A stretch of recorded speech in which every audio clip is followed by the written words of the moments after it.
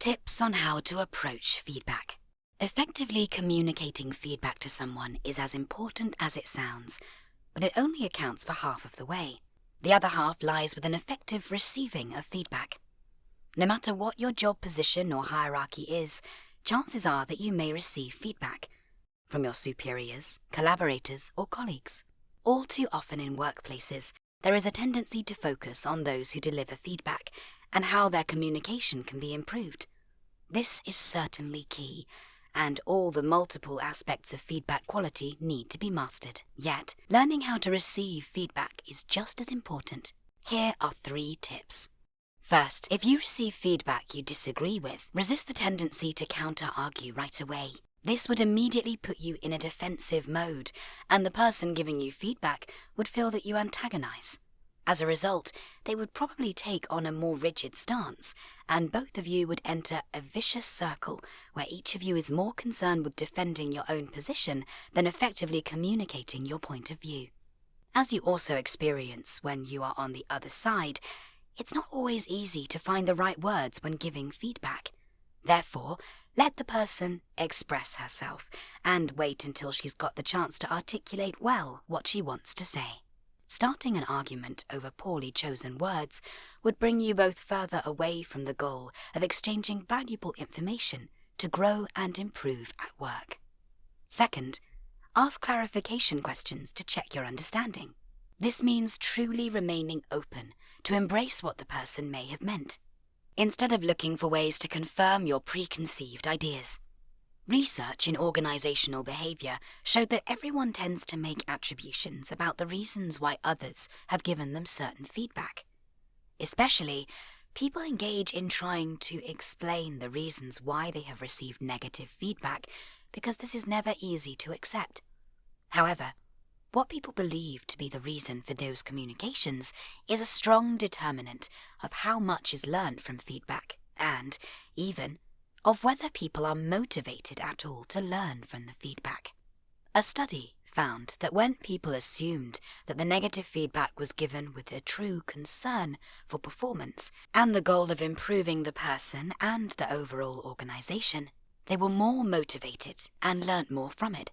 Instead, when people thought the reason behind negative feedback was the bad mood or the irritable personality of the feedback giver, they were not inclined to get anything valuable from the feedback and showed smaller or no improvement at work.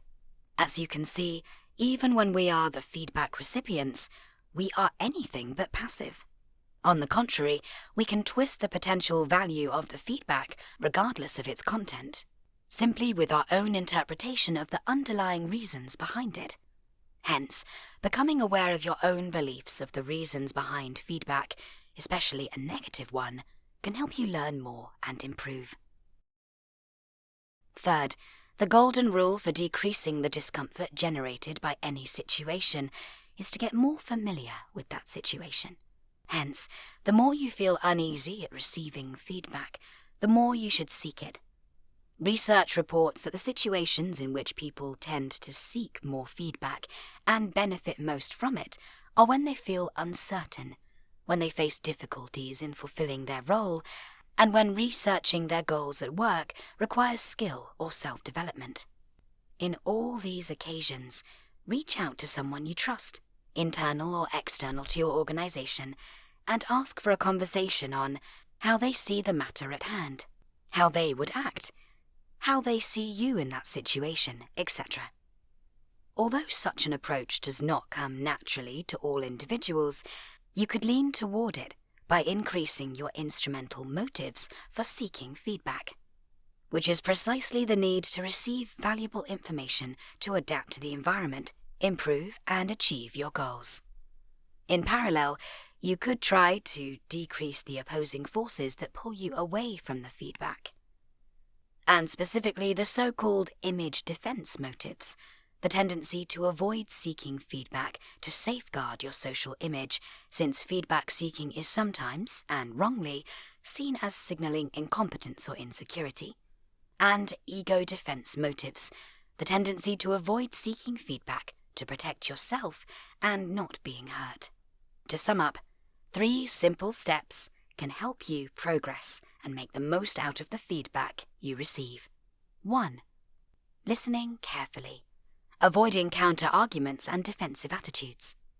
2. Asking clarification questions to double-check and rule out possible wrong attributions you made about the reasons why you received a certain feedback. And 3.